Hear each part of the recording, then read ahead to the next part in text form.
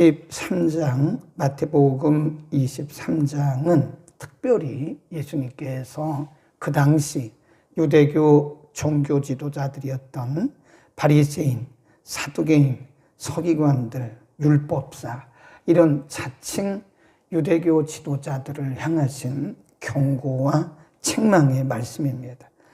1절에서 12절까지는 그들의 모습을 구체적으로 쭉 말씀하세요. 그리고 13절부터 29절에 보면 7번 말씀하십니다. 화 있을진저, 화 있을진저. 그런 부분도 우리가 줄을 그어놓으면 좋아요. 구체적으로, 상식적으로 예수님께서 유대교 지도자들에게 몇 번 화가 있다고 말씀하셨는가 한번 보죠. 13절 화 있을진저, 15절 화 있을진저, 16절 화 있을진저, 23절 화 있을진저, 25절 화 있을진저, 27절 화 있을진저, 29절 화 있을진저. 7번이죠. 그래서 7번 화 있을진저라고 말씀하시고 1절부터 12절에서는 화 있는 그들의 모습을, 삶의 모습을 구체적으로 설명하고 있는 것이다. 그러니까 오늘 29절 이하는 뭐죠? 7번째 화입니다.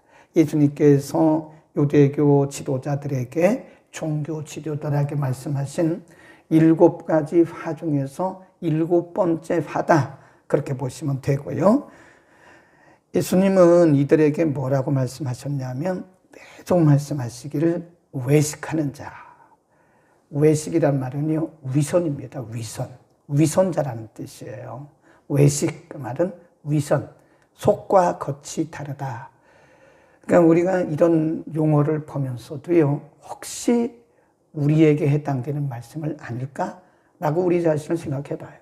예수님이 그들에게 자칭 지도자, 자칭은 아니죠. 사실은 자타가 공인하는, 그 당시 자타가 공인하는 지도자들인 이들에게 예수님 말씀하시기를 너희는 위선자야, 너희는 외식자야 라고 말씀하셨는데 그것을 우리에게 한번, 우리 자신에게 적용을 한번 해보고요. 또 이들에게 뭐라고 말씀하셨냐면 소경, 우맹, 소경된 인도자, 그런 표현을 썼어요. 영적으로 소경이라는 거죠. 본인들은 자신들이 굉장한 지도자라고 생각하는 거예요. 바리새인들이 율법에 대해서 얼마나 박식합니까? 율법을 얼마나 철저하게 지킵니까? 그런데 예수님은 그들에게 뭐라고 그래요? 소경된 인도자, 우맹, 그런 말씀하셨고, 그 다음에 오늘 본문에 보면 쭉 내려가 보면 이들에게 33절에 뭐라고 그러셨냐면 뱀들아 말씀하셨어요. 독사의 새끼들아, 독사의 자식, 요즘 번역에는 독사의 자식이라고 번역했는데 그 말이 그 말입니다. 뱀들아, 뱀은 뭘 상징하는 거죠? 사탄을 상징하는 거예요. 교활한 사탄. 그리고 독사의 새끼들아, 이게 사단의 후손이다. 그런 얘기예요. 예수님이 이런 표현을 잘 안 쓰시거든요. 그런데 그 서기관들, 바리새인들, 자타가 공인했던, 그 당시에 자타가 공인하는 이 유대교 지도자들에게 사탄의 자식들이라고 말씀하신 거예요. 그러니까 예수님이 그들을 보시면서 얼마나 교활했으면, 얼마나 악독했으면, 겉으로는 매우 경건해 보이고, 겉으로는 굉장히 종교적으로 보이고, 겉으로는 굉장히 왕성해 보이고 화려해 보이는데 사실 그들 속에는 교만과 악독과 위선으로 가득 찼다는 거예요. 그러니까 그들에게 독사의 새끼들이라고, 뱀들이라고 말씀하신 거예요. 우리는 이런 말씀 속에서 설마 우리 주님이 우리 보고 뱀이라고는 말씀하시지 않겠지만 혹시 우리 가운데 그런 부분이 있을까? 우리가 하나님의 자녀인데 우리 보고 하나님이 독사의 새끼라고 말씀하시겠어요? 그러나 우리는 항상 말씀을 뒤집어서 생각해야 돼요. 내게 혹시 그런 위선적인 부분은 없을까? 네, 겉으로는 굉장히 경건해 보이고 겉으로는 굉장히 지도자 같고 겉으로는 굉장히 신앙인 같은데 나는 혹시 내 속에 위선적인 그런 부분 없나? 물론 왜 없겠어요? 저도 있죠. 왜 없겠습니까? 하나님이 보시면 다 표리부동하죠. 저인들 없겠습니까?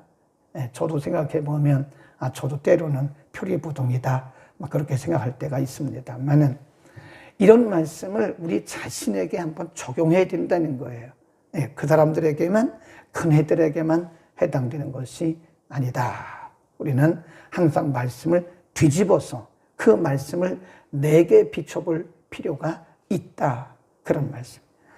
자, 그리고 이들에게 뭐라고 말씀하시냐면 29절에 보면 화 있을진저 외식하는 서기관들과 바리새인들이여 너희는 선지자들의 무덤을 쌓고 의인들의 비석을 꾸미며 가로되 만일 우리가 조상 때에 있었더라면 우리는 저희가 선지자의 피를 흘리는 때에 참여하지 아니하였으리라 하니 그러면 너희가 선지자를 죽인 자의 자손됨을 스스로 증거함이로다.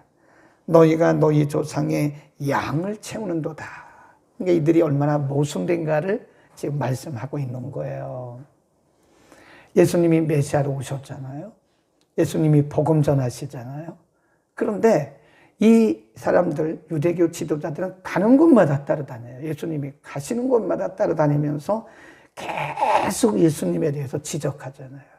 그리고 예수님과 논쟁을 하잖아요. 예수님을 정죄하잖아요. 심지어는 예수님이 귀신 들렸다고까지 말하잖아요. 네, 당신은 유대 국가에 대한 반역자다. 그들이 왜 세금에 대해서 왜 물어봤겠어요? 응? 예수님을 시험한 거긴 하지만 예수님을 곤경에 빠뜨리기 위해서 세금에 대해서 물어본 거예요. 가이사에게 세금을 내는 것이 옳습니까? 안 옳습니까? 예수님을 시험하고 예수님을 곤경에 빠뜨리기 위한 것이지만 사실은요, 예수님을 반역자로 몰기 위해서 그런 거예요. 반역자로. 그러니까 이 사람들이 예수님을 반역자로 생각했죠. 또 예수님을 신성 모독자로 생각했죠. 예수님을 귀신 들린 자로 생각했죠. 그러면서 다니는 곳마다 예수님이 가시는 곳마다 예수님을 방해하고 결국은 이 사람들이 예수님을 십자가에 못 박은 거 아니에요? 그러면서 자기들은 뭐라고 그래요? 우리는 선지자의 후손이다. 얼마나 모순되냐고요. 자기네 조상들이 했던 대로 우리 그 뒤에 가보면 예수님이 이들의 조상들이 뭘 했나를 말씀해 주세요. 예수님이 그들에게 얼마나 많은 선지자를 보냈습니까? 이사야, 예레미야, 에스겔 수없이 많은 선지자를 그들에게 보내셨는데 예레미야 선지자 같은 경우는 감옥에 집어넣고 뺨 때리고 말씀 전하는 거 다 뺏어가지고 칼로 자르고 불태워버리고 이랬단 말이에요. 근데 똑같은 일을 하고 있다는 거예요, 지금. 이 유대교 지도자들이. 그러면서도 자기들은 아니라고 얘기한다는 거예요. 그러니까 예수님이 그들이 얼마나 모순됐는가를 말씀하고 있는 거예요. 그럼 우리가 우리 안에 진리가 없으면요, 우리는 모순된 삶을 살아요. 굉장히 모순입니다. 자기는 바르다고 생각하고 자기는 옳다고 생각하는데 그 안에 진리가 없으면요, 굉장히 모순으로 살아요. 근데 그걸 모른다고 자기는요. 자기가 얼마나 모순된 삶을 살고 있는가를 모르는 거예요. 비진리가 그 안에 있기 때문에 그래요. 진리를 따르는 사람들은 진리의 영을 받아요. 그래서 진리의 빛을 받기 때문에 자기의 모순됨을 깨달을 때 회개하는 거죠. 그런데 이 사람들은 그 안에 진리가 없기 때문에 자기는 옳다라고 생각하는 거예요. 그게 모순이죠. 객관적으로 볼 때 옳지 않아요. 이 유대교 지도자들은 옳지 않아요. 근데 자기는 옳다고 스스로 생각하고 살아가는, 그게 얼마나 모순이에요. 객관적으로 볼 때는 옳지 않으면서 옳지 않은 일을 행하고 있는 거예요. 그런데 스스로 주관적으로 나는 옳다고 생각하고 살아가니까 얼마나 모순이냐. 예수님이 그들의 모순된 점을 말씀하시면서 이렇게 말씀해요. 35절. 그러므로 의인 아벨의 피로부터 성전과 제단 사이에서 너희가 죽인 바라가의 아들 스가랴의 피까지 땅 위에서 흘린 의로운 피가 다 너희에게 돌아가리라. 내가 진실로 너희에게 이르노니 이것이 다 이 세대에 돌아가리라. 그러면서 37절 읽습니다. 시작. 예루살렘아 예루살렘아 이렇게 줄거 놓으세요. 성경에 2번 부른 것은 다 강조입니다. 아담을 부르실 때도 아담아 아담아 그러잖아요. 성경에 2번 부르실 때는요 특별한 의미가 있는 거예요. 예루살렘아 예루살렘아 선지자들을 죽이고 내게 파송된 자들을 돌로 치는 자여 암탉이 그 새끼를 날개 아래 모음같이 내가 내 자녀를 모으려 한 일이 몇 번이냐. 그러나 너희가 원치 아니하였도다. 보라 너희에게 뭐가 있을 거라고요? 큰 화가 너희의 집이 황폐하게 이제는 버림받을 것이다. 황폐할 것이다. 너희에게 화가 있을 것이다. 이게 무슨 말씀이냐면 암탉이 자기의 병아리를 자기가 품는 것처럼 하나님이 이 유대인들을 품으려고 수없이 그들을 품으려고 하셨다는 거예요. 그런데 그거를 거부했다는 거죠. 그래서 결국은 너희의 피가 너희에게 돌아갈 것이다. 복음을 거부한 거예요. 하나님의 은혜를 거부한 죄를 이들에게 말씀하고 있는 겁니다. 표현이 멋있지 않습니까? 암탉이 그 새끼를 날개 아래 모음같이 내가 내 자녀를 모으려 한 일이 몇 번이냐. 하나님이 구약에도 수없이 그들에게 선지자를 보내셨어요. 신약에 와도 하나님이 끊임없이 그들에게 예수 그리스도를 통해서 하나님의 사랑을 표현하셨어요. 그런데도 거부했다는 거예요. 예수님은 그것을 암탉이 새끼 병아리를 품으려고 했던 것과 같다는 거예요. 품으려고. 그러나 계속해서 그거를 거부한 거예요. 하나님께서 심판하시는 죄 중에 가장 큰 죄들이 여러 가지가 있는데 가장 큰 죄 중에 하나가 복음을 거부한 죄입니다.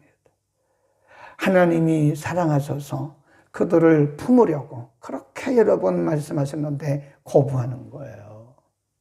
복음을 거부하는 거예요. 그러니까 우리가 이렇게 복음을 전해보면요. 그 복음을 잘 받는 사람이 있고요. 그 복음을 완벽하게 거부하는 사람이 이 죄가 얼마나 큰지 몰라요. 그것은 곧 하나님의 사랑을 차버리는 거예요. 하나님의 은혜를 발로 차버린 거나 똑같잖아요. 네.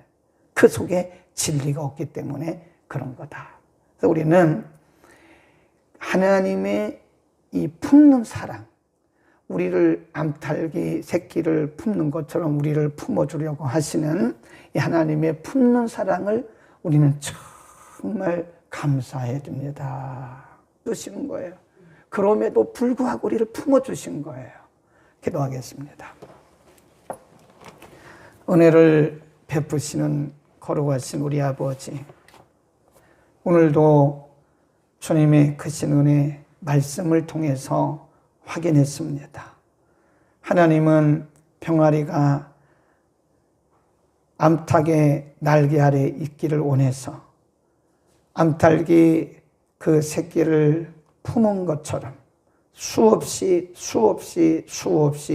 그들에게 종들을 보내고 또 보내시고 또 보내시고 마지막에는 우리 주님 오셔서 말씀 주셨건만 그렇게도 무지해서 주님을 거부하고 주님의 은혜를 거부하고 주님의 사랑과 긍휼을 거부한 그들에 대해서 뱀들이라고 독사의 새끼들이라고 말씀하신 하나님, 우리 주님의 탄식을 우리가 오늘 들었습니다.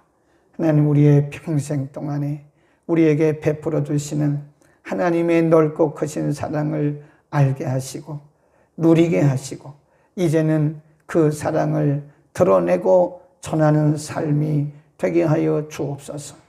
우리 주님, 나 때문에 십자가 지셨고 철없고 그리고 연약한 죄 많은 나 때문에 십자가 지시고 고난당하시고 수치받으셨는데 이제는 나 때문에 주님 기쁨 되게 하시고 이제는 나 때문에 주님 마음 시원케 되기를 원합니다. 이제는 나 때문에 누군가 주님 만날 수 있는 은혜가 임하게 하여 주옵소서. 예수 그리스도의 이름으로 감사하며 기도드립니다. 아멘. 교회